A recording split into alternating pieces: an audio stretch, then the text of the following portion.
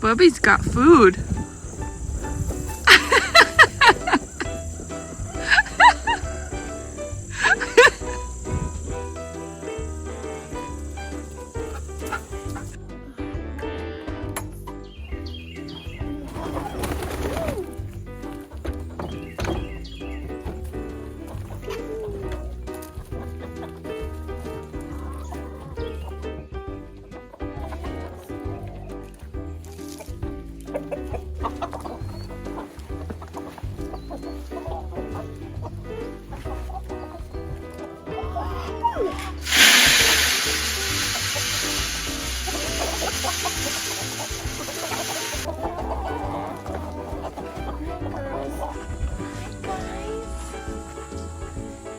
Oh, Kitty's hungry. Ralphie's hungry.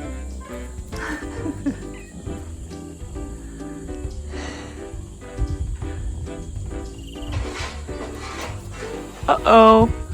Uh-oh.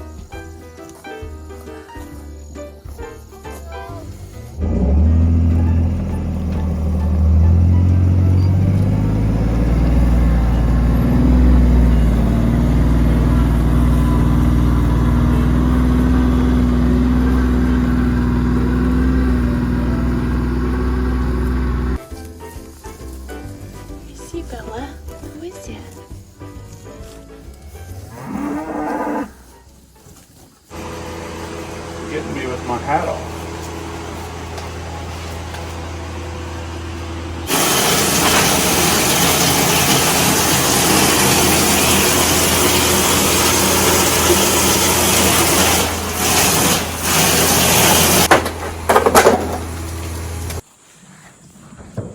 Hi, honey.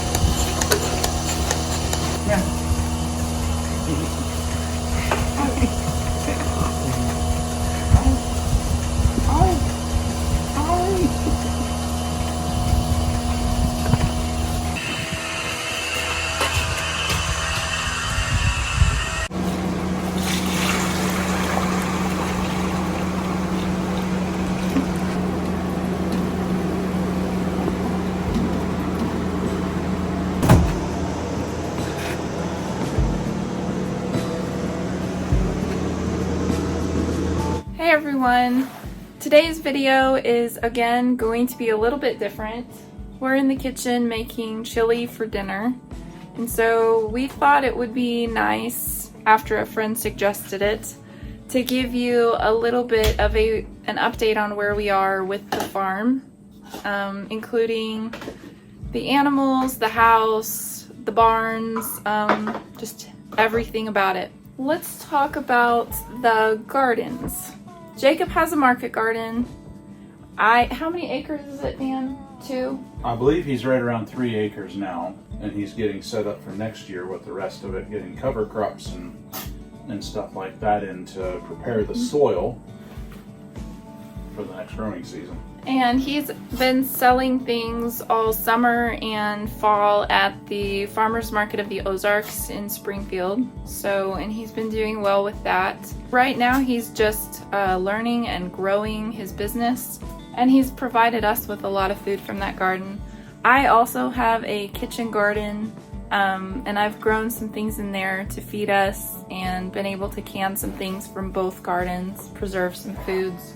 Around the farm, the landscaping has changed quite a bit. We started a small vineyard. What we're doing is we took the hillside, we kind of moved our fencing down, kind of took away some pasture and made more yard, but we took part of that hillside and we're starting to shape an alluvial fan with grapevines.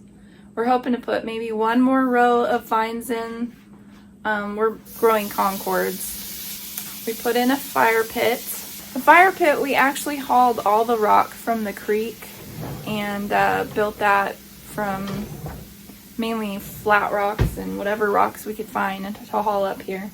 This summer we actually added a pool, just an above ground pool, so that we could have somewhere to go cool off. That was a lot of fun. It was somewhere we could go to just relax and enjoy some time together and just have fun. We have the orchard, which I think we shared about the orchard before, but we've planted several apple trees, peach trees, plum trees, cherry trees. We were fortunate enough, a neighbor had several extra cherry trees that had sprung up all around the cherry trees that they had, and she let us come over and dig some up, so we brought them back and planted them, and all but one has survived, so we're doing pretty good with those. No fruit yet, but it'll take a few years for them to really get established and start producing. We've put some cross fencing in the pastures. We want to do perimeter fencing. That's a goal, a near future goal, to get that up. We did the spring. The spring, yes. We worked on the spring. Actually, the idea came to me because our older neighbor, he actually mentioned at one point that he would just love to have a bench down there so he could just go sit down there. So I decided to clean that spring up, and we went down there. We cleared out a bunch of weeds. We've been trying to clean out the spring. It's got some algae in it that we're trying to work with. And we planted some things around it, and we put a bench down there. So that's been pretty nice. It's nice to drive into our driveway, and there it is. It's inviting. As far as other landscaping, we've been working on the driveway as much as we can. It's a work in progress because we have a lot of flooding in the driveway when it really rains. We cleaned up a ton of trash. We shared video about that. But we keep finding, I think we find more stuff every time we go to do a project. We find more stuff in the ground, buried. And there's still a lot of plastic in the fields too. Yes, there's still a lot of plastic. We've been trying to get it when we see it, but it's everywhere. Everybody always wants to know when we're going to work on the house. We don't really have a good answer for that because when we first moved here, the prices were sky high. Everything, lumber, building materials, everything was so high. We didn't want to spend the money, and we really don't want to go into debt rebuilding the house because we have enough debt in other areas. So we don't want to add to that. We want to get into it, but we want to take our time with it. The house is just there right now. The floor is really bad in the original part of the house that was built in the early 1900s. So we've got to excavate underneath and rebuild foundations. We've got some quotes for lifting the house up, but we were talking 40 to 60 grand depending on how far we want it lifted up for them to come in and rebuild. And that's not including the foundation, that's just lifting it. So, you know, it's a pretty big cost. We have some ideas. Just time is the thing. Time and you know, free money. Yeah. We've focused more on building other infrastructure up around the farm rather than the house. Investing in the farm, yeah. Investing in cattle. In our goal to be more self-sustainable, What about the dairy barn? Where are you at with the dairy barn? Oh, I'm waiting for the wasp to hibernate here. Cold weather kind of set in this week. The red wasps that have made their home in there over the years are finally starting to settle down and will start to disappear. So we started gutting the old milk parlor out this spring before the wasp came back in. So the goal here is hopefully in the next month and a half to finish gutting that out and getting it cleaned to where we can start adding some stuff inside of it to where maybe by the time we get into the coldest part of winter, I can be milking inside the parlor. I have moved my milk stanchion up onto the concrete that's behind the milk barn where the cows used to come into, and that's made things substantially better. I can milk faster. I don't have to worry about the mud, or when it rains, I'm not getting rained on anymore. So, what about a shop building, Dan? Where are we at with that? Nowhere. We've considered building a shop building. We've considered turning part of the larger machine shed into a shop building. I'm still for turning part of the machine shed into a shop building because it's already there. The hay barn needs some TLC. It's falling in. Jacob's putting in a greenhouse. It's a 30 by 70 greenhouse. We found someone listed online wanting to, they needed it gone, so He just had to tear it down. we had to go tear it down, and which was fun in itself. Made some new friends, met some nice people, and got a greenhouse. And he's planning on putting that up this fall. He's also working on plans for a cold room. But he's still deciding what he wants to do there. I think one of my future goals is also to get a root cellar put in. Because it would be nice to have storage for root vegetables, for onions, for potatoes, for our canned foods that we can. It'd just be nice to have some good, cool storage for that. We've had some different investments in equipment. Since we bought the place, we've bought a couple older tractors. My middle son, he bought a couple older tractors too that were Moleens. Minneapolis Moleens. They were his grandfather's, and they actually came from his it would be his grandfather's uncle. They've sat on Melissa's dad's farm for quite a few years and under the eaves of one of the barns and stuff, so they were always something he wanted to work on eventually, but never got to it. So Jaden bought two of them from his grandmother after his grandfather passed away, and he's got one of them. He's been working on getting it kind of ready to move again. He's pretty close to having it ready to go. We also invested in a side-by-side. Yes, we did buy a side. We've had two of them so far. We had a used one before, and it was starting to get to where we thought it was going to go meet Jesus. So we decided to get a new one.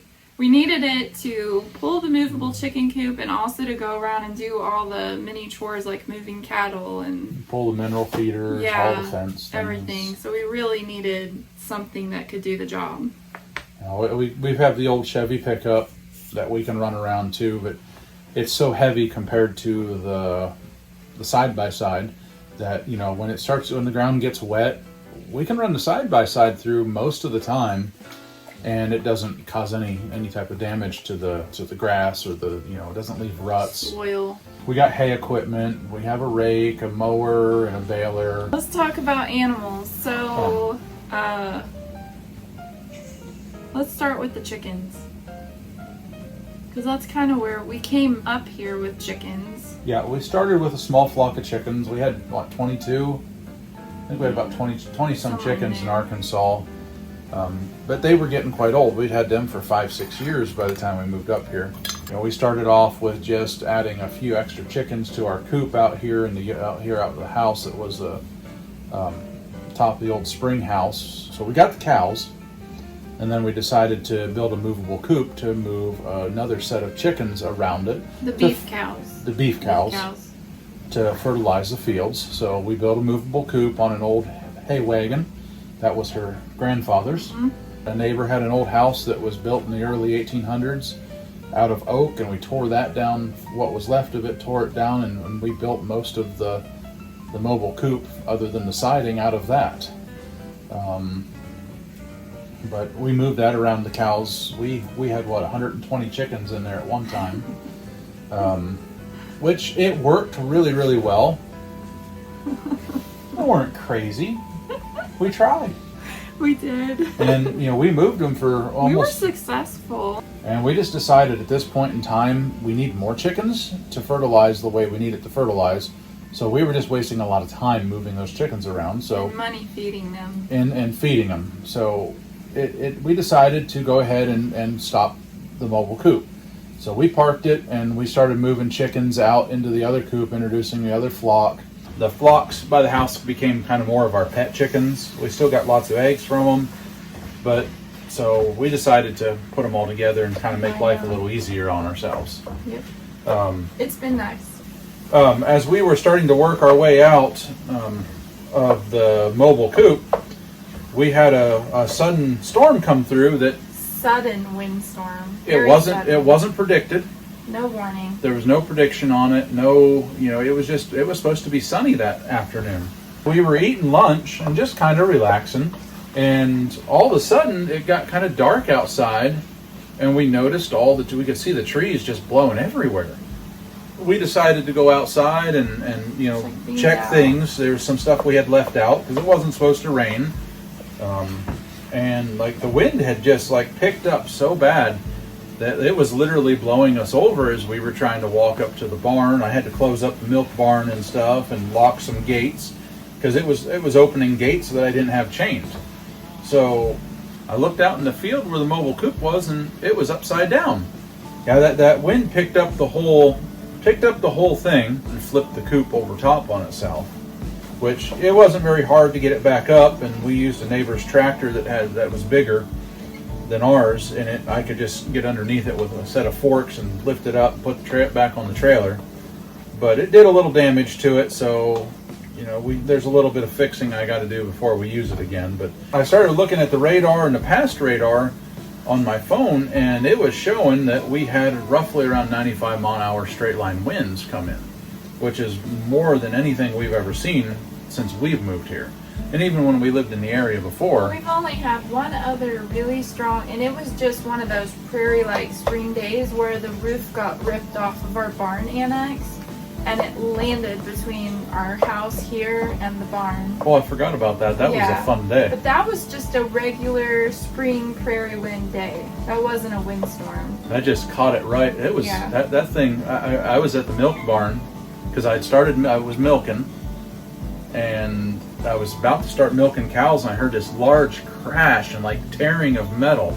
And when I looked up, the roof of that barn was probably 40, 50 foot in the air above our house in the barn, because it's right outside the window. I'm like, oh no. But it literally, half of it came down in our lagoon, and the other half come right down outside our bedroom window where Melissa was sitting on her computer working. I was on a meeting. It was between our truck and the house and the truck, so it just tore it apart. It didn't damage it. It just lifted it up, turned it over, and laid it flat. I still got the roof. I've never got it put back on yet, but... Let's talk about the milk cows. You want to start with the milk cows? We already talked about the beef cows. We gradually grew our herd from 3 bottle calves. Right now I think we have a dozen. We just had 3 steers butchered. So it's big steps to becoming more sustainable. And then we have the milk cows. And we started with 2 jerseys, A2 jerseys. And now we've moved into Guernseys because we like the milk better, and we have customers that like the milk better. My biggest reason of really going to the Guernsey was more the production per cow. The production. They're a little bigger than the jerseys, at least a little bigger than the jerseys we have. Yeah. They can give us twice the milk.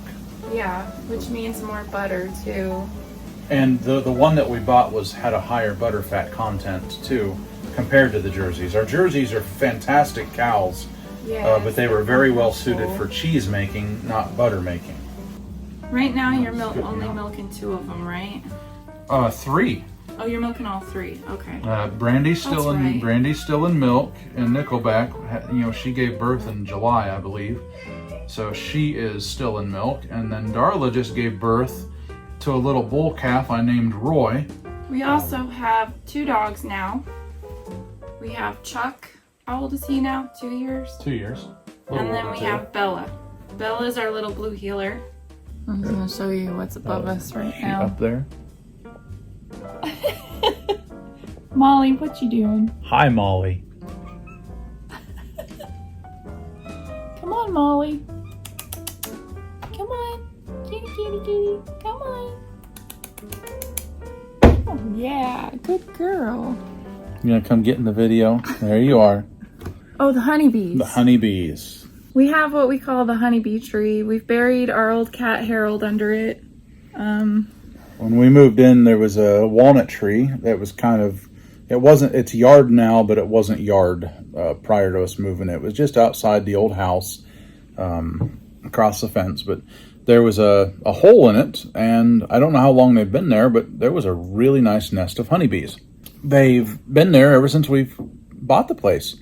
We haven't been able to harvest any honey from them, nor have we really tried. No. But Great pollinators, though. Fantastic pollinators. During the spring, when things start to bud out and flowers come out, man, they would be all over it in the yard. Jacob's garden. It's fantastic. We loved them. So we tried to take care of them. Flowers, yeah. And so I was getting ready to go cut wood the other day, and I noticed that there was some bigger, there's usually nothing but honeybees coming in and out of this tree. And I didn't hear the noise. Usually you can hear them. Like, you can step out of our house that we're living in right now, and you can hear them on a quiet day. But I noticed it wasn't buzzing, and I seen some bigger bees, what looked like, you know, giant wasps. And I walked over to it, and I could smell like a fermented smell.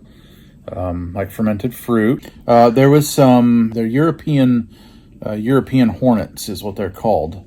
They look similar to the what they call the Asian murder hornets, but these are not those. They're pain is what they are. Pain. Yes, these we must have a nest around here somewhere. I haven't found them yet. I don't know if they came in and ate all the bees. A week before, the hive seemed to be in really good shape. I've talked to a few people from some bee groups around us, and they seem to think maybe the bees moved out. That, you know, they swarmed, maybe the hive got too big, but it's possible that the hive was growing pretty big in there. You could see it coming out the hole a little bit. So it makes me wonder if they swarmed and they moved to another tree somewhere or another place on the farm here. So what was left was a few bees to, you know, kind of restart that colony. And I think at that point, as it was weak, these hornets decided to come in, and they pretty much decimated them. What was left, they ate. The flies moved into the honey, and you know, just there's probably quite a few dead bees inside it as well. So it's pretty sad for us because we really liked having the honeybees. But let's talk about our goals moving forward. Goals? We're kind of we're still trying to decide some things right now. Our biggest goal is to continue regenerating the land. And we want to be more self-sustainable, which we've made leaps and bounds with that. We have over the last couple of years. Even this summer with the gardens and what we were able to preserve, and then our meat, raising our own meat. I hope to become better with the chickens, and have our own chicken meat. I think my biggest goal is continuing to build the infrastructure to make it easier for us to do things without taking so much of our time, and make things more efficient, streamlining it. We are moving our cattle generally every 2 to 5 days, right? They get rotated, yeah. Just depending on the amount of forage that's in the field and the size of the paddock that we can put them in. Nothing like a good package. Get comfortable, Molly. at the end of the day, I think we're all just wanting things to be a little easier and more streamlined. As we get the infrastructure built, it'll probably change. We kind of got ahead of ourselves a little bit, I think. We didn't have as much of the infrastructure as what we really needed when we started. So it has made things a lot slower for us to move the cattle around, even with the dairy cows. In a perfect world, we would have already had the barn ready to go. Yeah. But instead, we got the cows. We jumped right in feet first. So I was thinking about that this morning. I was thinking about how it feels like the last year to 2 years we've made so many mistakes. But I don't know if I want to look at them as mistakes because we have learned so much through everything that we've done. As Mr. Ross would say, they're happy accidents. I think you have to sometimes fudge up in order to get to where you want to be. I've always been told if you're not making mistakes, you're not trying hard enough. I think you have a depth when you go through an experience. You have a depth. Well, it changes the dynamic of learning. You know, we could research infrastructure as much as we want and put it in place and think we are, we're ready to go. And then we get the first animals here and we realize that infrastructure is not suited for this area or this environment or a farm or our cattle. And two, over the last year, we've really gotten to know our next door neighbor. We've really gotten to know them and spent a little bit of time with them. And boy, you can really learn some things from, we've learned a lot about the area from him, about the history. Well, we have some really good neighbors too. We do. We have really good neighbors. We have neighbors that are very big into the regenerative ag side. Yeah. Most of our neighbors around here, our older generation of neighbors, they were all dairy farmers, or their grandparents were dairy farmers. So we've been able to pull a lot of knowledge from those. When we need help, we can call them and be like, "Hey, I'm in a bind here. Have you faced this?" And that has been the most valuable part to me, is having our neighbors. Our two closest neighbors, their families started here at the same time that this farm was started too. They're both century farms. Mm-hmm. They've been in the same family for over 100 years. So that gives a very intimate knowledge of our farm and just this area here. That's a pretty neat thing to have. Yeah, and pretty valuable. Community. Our neighbors down the road that we've made friends with too. There's been a few instances where we've had little farm emergencies, things happen, and they show up. They're right there. And a lot of times without even asking. Yeah, we won't even ask. We just ask, "Hey, how would you do this?"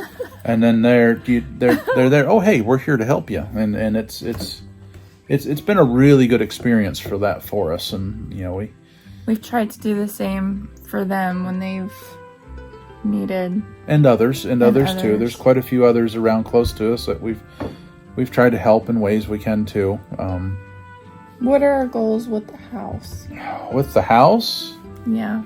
I think right now we just want to get in there and see what it needs. My first goal is to decide whether we're going to keep the house. There's a lot of moisture underneath it. Thankfully, majority of it is oak, so it doesn't rot as quickly as pine.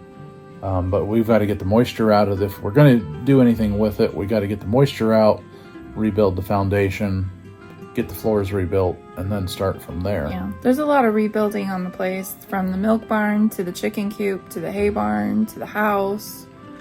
It can be a little overwhelming to think about, but there's a lot of rebuilding. It'll just take time.